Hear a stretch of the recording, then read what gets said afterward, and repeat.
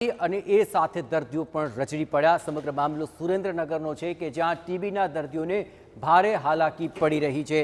અહીં ટીબીના દર્દીઓને દવા લેવા માટે રજળપાટ કરવાનો વારો આવી રહ્યો છે। જિલ્લામાં સરકારી હોસ્પિટલોમાં ટીબી રોગની દવાઓનો જથ્થો ખૂટી પડ્યો અને દર્દીઓને હાલાકી સહન કરવી પડી રહી છે। 1000થી વધુ દર્દીઓ દવા ન હોવાને કારણે મુશ્કેલીમાં મુકાઈ ચૂક્યા છે। સ્થાનિક આગેવાનોએ જિલ્લા આરોગ્ય અધિકારીને રજૂઆત કરવા જતાં અધિકારી આ બાબતે અજાણ હોવાની વાત કરી રહ્યા છે। ત્યારે દવાનો જથ્થો સરકારી હોસ્પિટલમાં ક્યારે આવશે તે સૌથી મોટો સવાલ છે।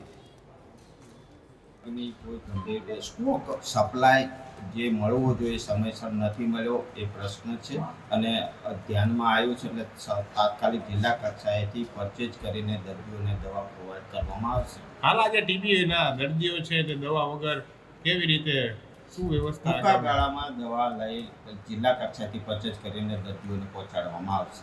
છેલ્લા 1 મહિનાથી સાહેબ દવા નથી એવી પણ વાત ના એવું કોઈ રજૂઆત ખાલી થઈ અત્યારે ગઈકાલે જ મારા ધ્યાનમાં કે સ્ટોક ખાલી થયો છે સપ્લાય નથી મળ્યો તો તાત્કાલિક પરચેજ કરી અને દર્દીઓને પ્રોવાઈડ કરવામાં આવશે।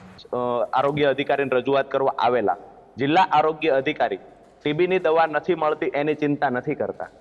એ પ્રધાનમંત્રી જ્યાં ઉતરવાના છે આવતીકાલે ત્યાં ચૂંટણીમાં વ્યસ્ત છે।